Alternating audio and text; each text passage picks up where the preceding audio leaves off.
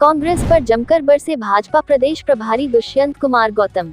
गरीब कल्याण योजना के अंतर्गत भाजपा महिला मोर्चा द्वारा आयोजित कार्यक्रम में मसूरी पहुंचे भाजपा के प्रदेश प्रभारी दुष्यंत कुमार गौतम ने भाजपा के 8 सालों को भी बेमिसाल बताया और कांग्रेस पार्टी पर जमकर निशाना साधते हुए भारत के प्रथम प्रधानमंत्री जवाहरलाल नेहरू को भी कटघरे में खड़ा कर दिया और कहा कि कांग्रेस पार्टी के शासनकाल के दौरान हजारों करोड़ रुपए के घोटाले हुए हैं और कांग्रेस के राहुल गांधी और सोनिया गांधी 5,000 करोड़ के घोटाले में जमानत पर घूम रहे हैं। उन्होंने मातृशक्ति का अभिवादन करते हुए कहा कि भारतीय जनता पार्टी में मातृशक्ति का बहुत बड़ा योगदान है और आज उन्हीं की बदौलत भारतीय जनता पार्टी हर प्रदेश में परचम लहरा रही है। उन्होंने महिलाओं से आह्वान किया कि वह भारतीय जनता पार्टी की योजनाओं को घर घर तक पहुंचाएं और आम आदमी तक इसका लाभ मिल सके, इसके लिए का कार्य करें। पत्रकारों से बातचीत करते हुए प्रदेश प्रभारी दुष्यंत कुमार गौतम ने कहा कि आतंकवाद और भ्रष्टाचार पर भाजपा सरकार ने पूरी तरह अंकुश लगा दिया है और भारतीय जनता पार्टी परिवारवाद की राजनीति से बिल्कुल अलग है और यहाँ पर चाय बनाने वाला भी प्रधानमंत्री बन सकता है। उन्होंने कहा कि आज महिलाएं सशक्त हो रही हैं और पुरुषों की संख्या में महिलाओं की संख्या भी अधिक है। उन्होंने कहा कि वर्तमान में 11 महिला मंत्री भाजपा सरकार में शामिल हैं। कांग्रेस पर निशाना साधते हुए प्रदेश प्रभारी ने कहा कि कांग्रेस पार्टी के नेता लगातार चिंतन शिविरों का आयोजन कर रहे हैं। उन्होंने चुटकी लेते हुए कहा कि चिंतन शिविर के दौरान 3 नेता कांग्रेस पार्टी छोड़ चुके हैं और अब कांग्रेस को चिंतन शिविर में और चिंतन करने की आवश्यकता है। प्रदेश प्रभारी ने कहा कि कोरोना काल के दौरान मोदी किचन में कार्यकर्ताओं ने जिस प्रकार से गरीब और जरूरतमंद लोगों के लिए भोजन की व्यवस्था की है वह किसी देवतुल्य से कम नहीं है। इस मौके पर महिला मोर्चा अध्यक्ष पुष्पा पदियार ने कहा कि आज उन लाभार्थियों को भी सम्मानित किया गया है जिन्हें आयुष्मान कार्ड और सरकार की ओर से सहायता प्रदान की गई है। उन्होंने कहा कि मसूरी की महिलाओं को और सशक्त बनाने के लिए एक ज्ञापन दिया गया है जिसमें मसूरी में एक लघु उद्योग लगाने की बात की गई है ताकि यहाँ की महिलाएं और अधिक सशक्त हो सके।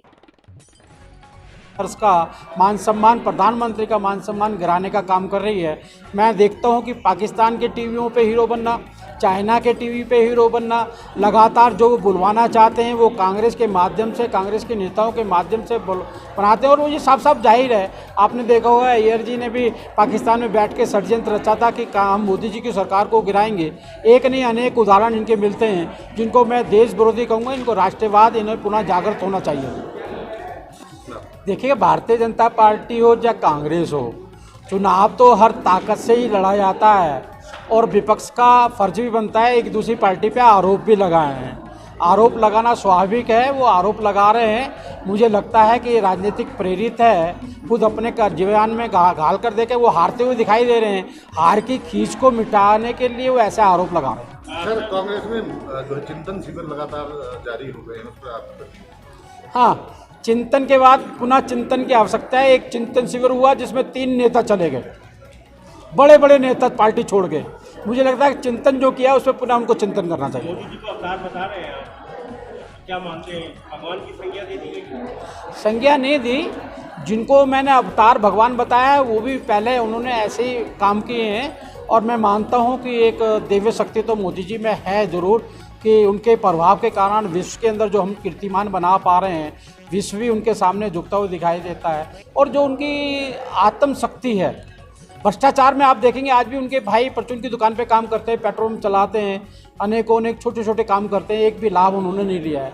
माँ भी 10 बाई 10 के कमरे में रहती है और जिस प्रकार से वो अपने कमाई को गरीबों के लिए, आपने देखा कुंभ हुआ था, वहाँ सफाई अभियान वालों, सफाई कर्मचारियों के पैर धो के उन्होंने काम किया।